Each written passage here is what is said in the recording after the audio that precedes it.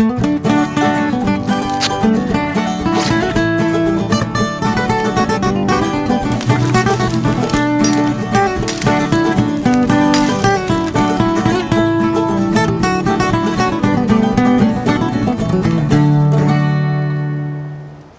is the Gerber Machete Jnr. You can see it's not quite a full-size machete, it's sort of like half-size, but still pretty hefty, fair bit of weight to it.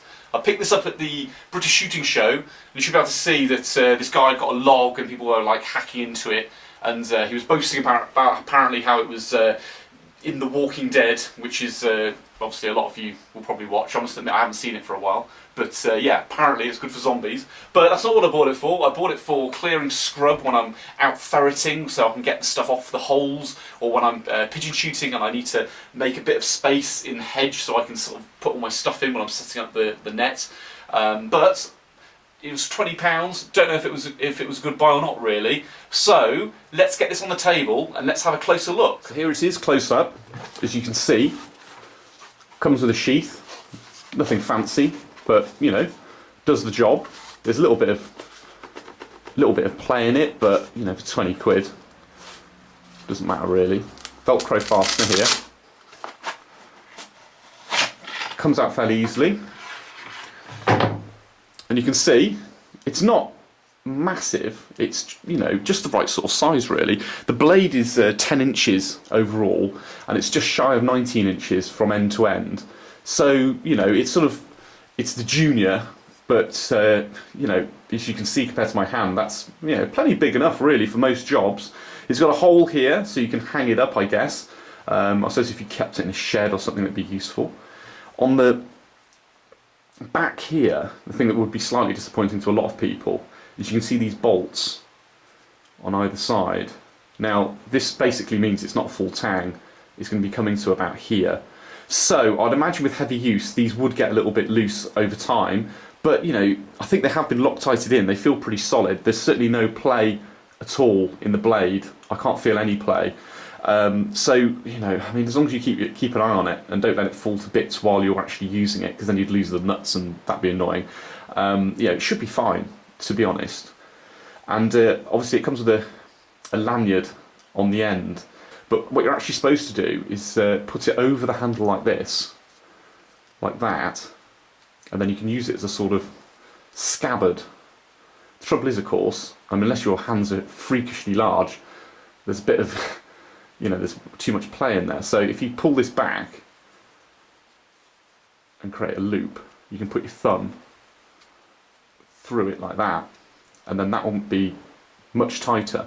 And indeed, if you pull it down like this, you know, that is not going to go anywhere now, like that. And it also means that if you are holding it right on the end, you've got a lot more chopping power.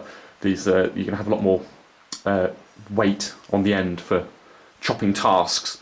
So yeah, I mean, that's pretty good, I guess. It'll do the job.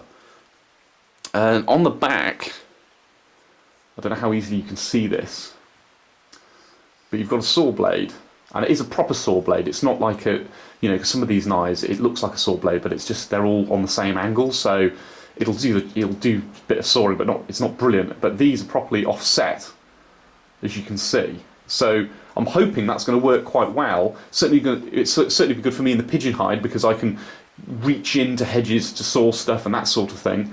So yeah, it should be pretty good.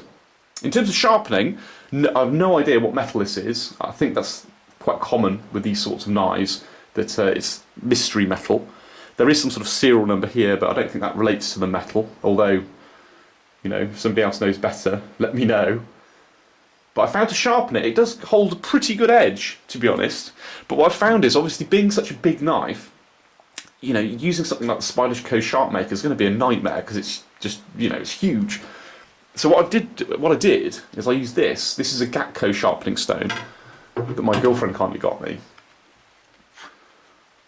And yeah, it's reasonable quality, but I mean, you know, wouldn't have cost much. And I just basically sprayed a bit of gun oil on here, and I sprayed a bit of gun oil along the bevel. Now you may find as well, this might look like it, but this isn't the bevel. There's another secondary micro bevel along here.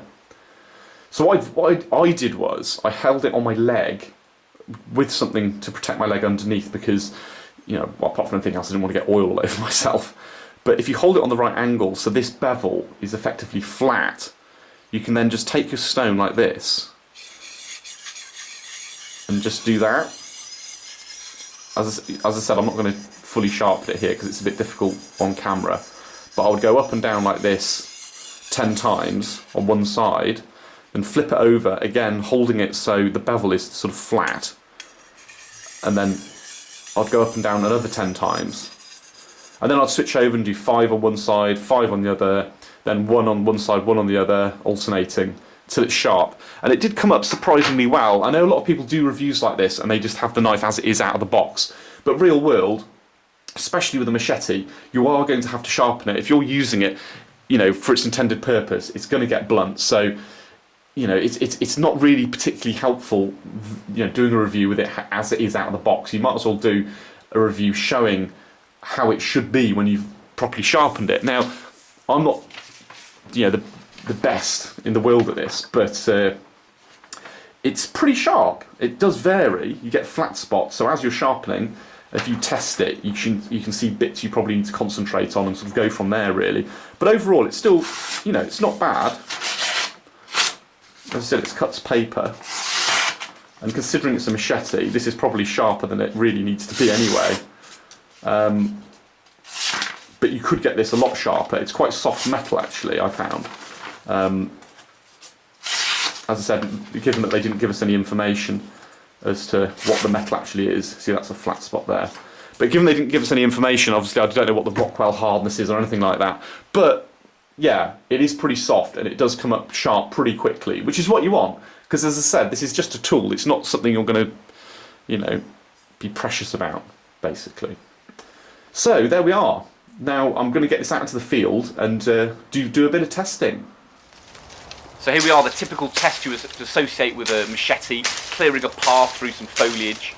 It did this pretty well, to be honest, especially as this was all dead wood. It wasn't green wood, so it's quite hard, and it did go through it. The only problem is that it did blunt after a fairly short period of time, and you can see here you're still using that same belly of the blade, so that bevel really did just sort of roll over quite quickly. So I think the metal, if I'm honest, is a little bit on the soft side, but yeah, it did the job for, you know, for that test anyway. Here you can see me chopping off some limbs, and it looks like it's still got a really good edge, but that's mostly because I'm just using a different area of the blade, so as you're going along, different parts of the blade are becoming blunt fairly quickly. As you can see here with the saw, on thin limbs like this, it didn't really struggle at all, so I think if I use this in the pigeon hide, I shouldn't have any problems. But certainly going through any real sort of thick pieces of wood, that metal is just too thick for the job really, and you're going to struggle. So chopping through logs, and this is aged oak, didn't have any problems really. Obviously being having a saw back, you can't baton it, but you can use it like an axe, as you can see. No real problems there. Feathering, it did very well here. I think it's mostly because this area of the blade just hadn't been affected or blunted by the previous tests, so it came up with some very nice feathers, and yeah, I took a lighter to them, as you can see here, and they sort of lit fine. I was going to bring my ferrocerium rod out and try that 90-degree angle section of the blade just to sort of test that out, but to be honest, that wouldn't have been a problem. It would have worked fine. So this is a viable option to take camping with you as well. This isn't the best knife, to be honest, for the money. I now know why it was so easy to sharpen and it took such a wicked edge so quickly, and it's because the steel's very soft, and that means, of course, it blunts really quickly as well, which isn't something you want, to be honest. Obviously, it hasn't got a full tang, and the saw on the back might seem like a great idea, but the trouble is, because it's such a thick blade, which any chopper is going to be, it's going to struggle, to be honest. Saws need to be really thin metal to be able to, you know, be as effective as possible. So it's not bad, but considering Tom bought a parang 5 minutes after I bought this for half the price, and being a parang, it was full tang and it's got a flat back, so it could be used to baton with, you could use it to joint rabbits with, that sort of thing. You know, it's a much better option, and there's so many other options available. So really, unless you're desperate to have something that was featured in The Walking Dead, I'd stay away from it. But either way, I hope you enjoyed that. Like and subscribe.